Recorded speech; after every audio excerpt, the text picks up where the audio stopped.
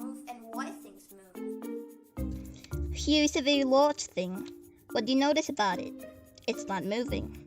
Go ahead and try to move it. You can't. It doesn't want to. Is that because it's so large?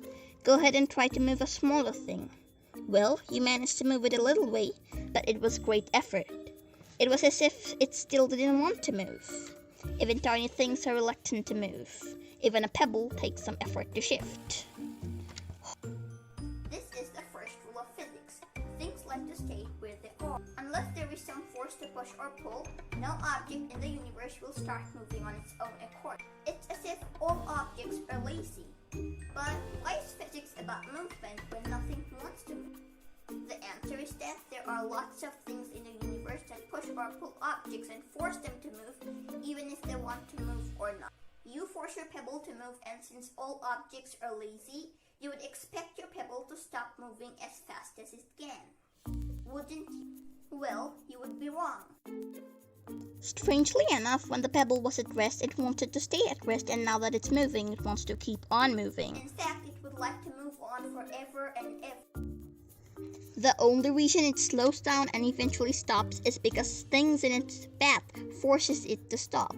The resistance of the air, the roughness of the ground, or a tree it bumps into.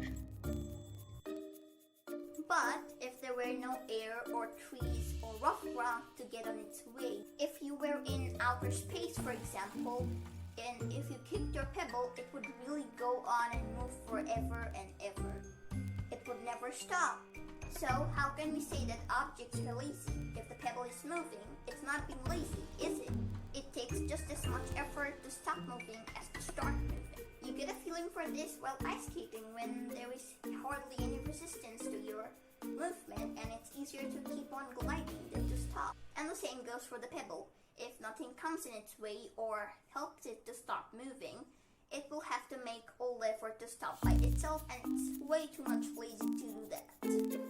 We can now modify the first rule of physics from things like to stay where they are to things like to keep on doing what they're already doing. If a thing is at rest, it wants to stay at rest, and if a thing is moving, it wants to keep on moving.